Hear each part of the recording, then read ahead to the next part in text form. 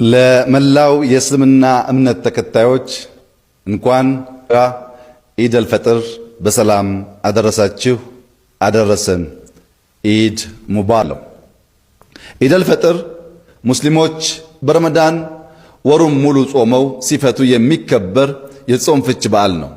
በዓሉ በውስጡ ታላላቅ ጥበቦችና ዓላማዎችን እንደያዘ የእምነቱ ሊቃውንት ያስተምራሉ።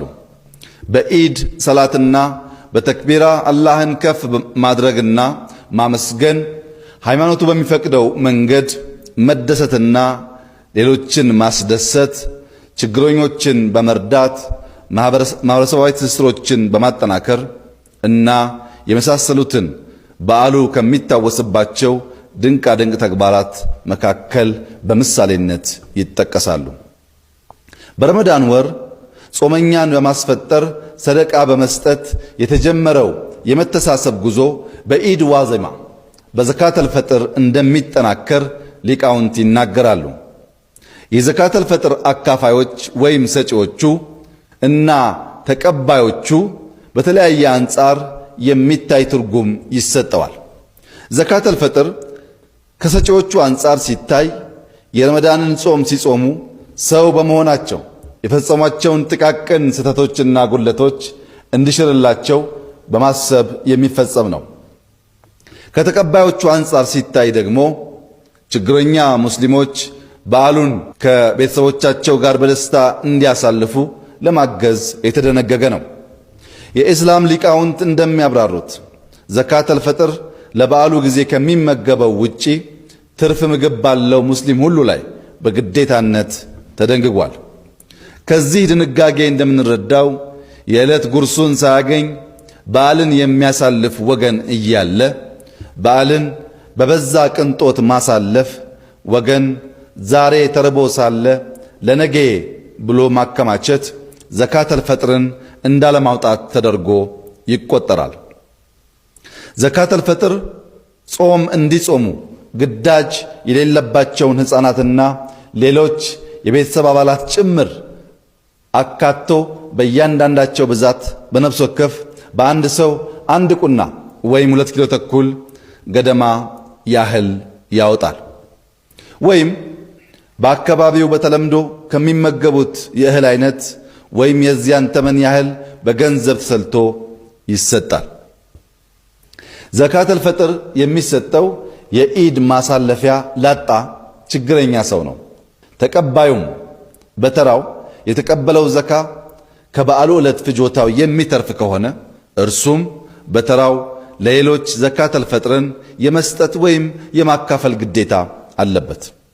ይህ ልማድ ከእምነታዊ ጸጋው ባለፈ ማህበራዊ ኑሮን በማጠናከር በኩል ለሀገር የሚኖረው ፋይዳ እጅግ የጎላ እንደሆነ ምንም ጥርጥር የለውም። ሌላው የኢድ ውበት ዘመድ ከዘመድ ጎረቤት ከጎረቤት ጋር መጠያየቅ፣ መመራረቅና አቅም በፈቀደ መጠን ደስታን ለመግለጽ ቤት ያፈራውን መቋደስ ነው።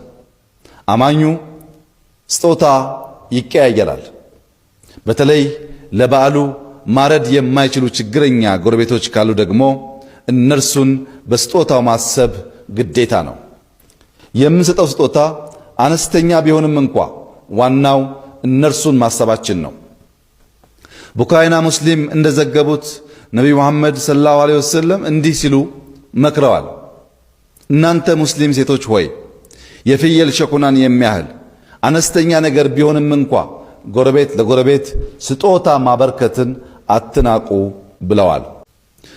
ነቢዩ መሐመድ ሰለላሁ ዐለይሂ ወሰለም ማዕድ ለማጋራት ሲያስተምሩ ቡኻሪና ሙስሊም በዘገቡት ሐዲስ ለ2 ሰዎች የተዘጋጀ ምግብ ለ3 ሰዎች ይበቃል፣ ለ3 ሰዎች የተዘጋጀ ምግብ ደግሞ እንዲሁ ለ4 ሰዎች ይበቃል ብለዋል። ይህን የነቢዩን አስተምሮ ብንተገብር በምግብ እጥረት አንድም ሰው ወደ ጎዳና እንደማይወጣ ምንም ጥርጥር የለውም። ነቢዩ መሐመድ ሰለላሁ ዐለይሂ ወሰለም በእሳቸው ምልከታ ራሳችንን መቆጣጠር መቻል ታላቅ ቦታ ከተሰጣቸው ተግባራት መካከል አንዱና ዋነኛ ጉዳይ መሆኑን እንዲህ ሲሉ አስተምረዋል። ጀግና ወይም ብርቱ ማለት ሰዎችን ታግሎ የጣለ ሳይሆን በንዴት ጊዜ ራሱን የተቆጣጠረ ሰው ነው ሲሉ ራስን ለመቆጣጠር መቻል ጀግንነትና ብርታት መሆኑን አስተምረዋል። የረመዳን ወር ጾም ፍች ኢድ አልፈጥር በሰላም አደረሳችሁ አደረሰን። ኢድ ሙባረክ። ኢትዮጵያ በልጆቿ ጥረት ታፍራና ተከብራ ለዘላለም ትኑር። ፈጣሪ ኢትዮጵያና ሕዝቦቿን ይባርክ ያሻግራትም። አላሁ አክበር አላሁ አክበር አላሁ አክበር ላኢላሃ ኢላላህ አላሁ አክበር አላሁ አክበር ወሊላሂል ሐምድ አላሁ አክበር አላሁ አክበር አላሁ አክበር ላኢላሃ ኢላላህ አላሁ አክበር አላሁ አክበር ወሊላሂል ሐምድ አላሁ አክበር አላሁ አክበር አላሁ አክበር ላኢላሃ ኢላላህ አላሁ አክበር አላሁ አክበር ወሊላሂል ሐምድ። ዒድ ሙባረክ ተቀበለላሁ ሚና ወሚንኩም ሳሊሐል አዕማል። እንኳን አደረሳችሁ። ዒዱን የደስታ የፍቅር አላህ ያድርግላችሁ። የምትደሰቱበት ደስታ የምታገኙበት ዒድ አላህ ያድርግላችሁ። ተቀበለላሁ ሚና ወሚንኩም ሳሊሐል አዕማል። ከፊታችን ታላቅ ኢድ አለ። ነገር ግን ሁሉም ሰው ኢድን በቤቱ አይደለም የሚያከብረው። አንዳንዶች የእናቶቻቸውን ድምፅ ናፍቀው የአባቶቻቸውን እቅፍ ተመኝተው የቤታቸውን በር በልባቸው ብቻ ከፍተው ኢድን በስደት እያለቀሱ ያሳልፋሉ። አሊያም ደግሞ በሆስፒታል ህመማቸውን ታቀፈው ያሳልፋሉ። በዕለቱ ብዙ ሰዎች አዲስ ልብስ ሲለብሱ፣ አንዳንዶች ግን የቀድሞ ትዝታ ብቻ ለብሰው ይውላሉ። የዛን ቀን ብዙዎች በቤተሰብ ሲስቁ፣ አንዳንዶች ግን ሀገር ርቋቸው አፍያ አጥተው እናታቸውን አፍቃቸው የኢድ ተክቢራ ሲሰሙ እንባቸውን ብቻ ያፈሳሉ። ኢድ ለአንዳንዶች ፈገግታ ነው፣ ለአንዳንዶች ግን የቤት ናፍቆት ነው። አላህ በስደት ያሉትን ወደ ቤታቸው፣ ሆስፒታል ያሉትን ደግሞ አፍያ አድርጎ ወደ ቤታቸው ይመለሳቸው፣ ከቤተሰብ የራቁትን ያገናኛቸው። ይህን ኢድ ለሁሉም ሰው የልብ ሰላም ያደርግላቸው። አሚን አትሉ? ተቀበለ አላህ ሚና ወሚንኩም ሳሊሐል አዕማል። ቢስሚላህ ወሰላቱ ወሰላሙ ዓላ ረሱሊላህ። እህቴ ሆይ አለባበስሽ በነገው ዕለት ምን ይመስላል? በዒድ ዕለት ማለት ነው። እንደሚታወቀው እዚህ ምድር ላይ የሰው ልጅ ይኖርና በአግባቡ ኖሮ ሲሞት የደስታ ቀኑ ነው የሚሆነው። ቤተሰብ ተጨንቆ ያለቅሳል፣ ነገር ግን እሱ በደስታ ይሄዳል።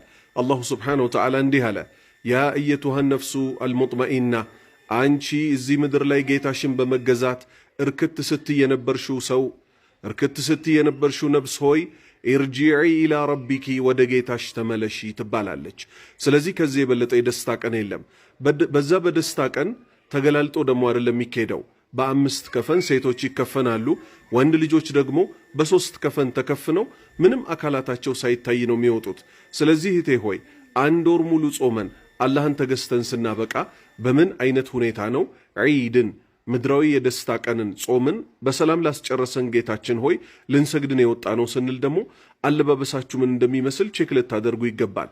ሴት ልጅ ጌጦቿን ለቤት ለአባቷ፣ ለወንድሟ፣ ለባሏ፣ ለልጇ እንጂ በአደባባይ ልትኳኳል ልትገላለጥ በፍጹም አይገባትም።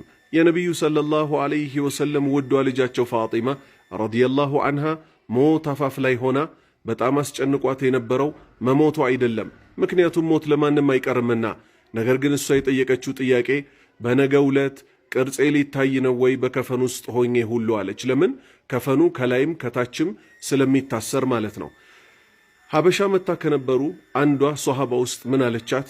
እኔ ሀበሻ ላይ ሰዎች ሲቀበሩ አይቻለው፣ በቅርጫት ነገር ወስድሽና ምንም ቅርጽሽ ሳይታይ በቅርጫት ነገር እንድትወሰጂና ቀብር ውስጥ እንድትገቢ ያደርጋለሁ አለቻት።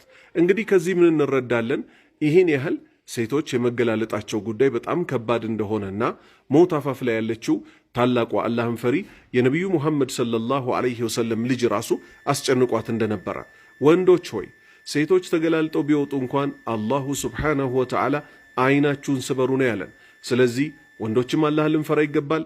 ሴቶችም ደግሞ በቻላችሁት መጠን አላህን ልትፈሩ አለባበሳችሁን ልታስተካክሉ ይገባል። ወሩ ሙሉ ከጾማችሁ በኋላ የኢድ ዕለት ከእናንተ አልፎ ሰዎች አላህን ለወነጀሉት እናንተ ከመጠየቅ ወደ ኋላ አትሉምና እባካችሁ ሁላችንም አላህን እንፍራ። በነገው ዕለት በሰላት በመሳሰሉት ጉዳዮች እንዳንዘናጋ። ወንድሞቼ ሆይ አላሁ ስብሓነሁ ወተዓላ አንዱን ወር የለገሰን ከዚህ በኋላ ያሉትን ህይወታችንን እንድናስተካክልበት ሰበብ እንዲያደርግልን እለምነዋለሁ። ወሰላሙ አለይኩም ወራህመቱላሂ ወበረካቱ።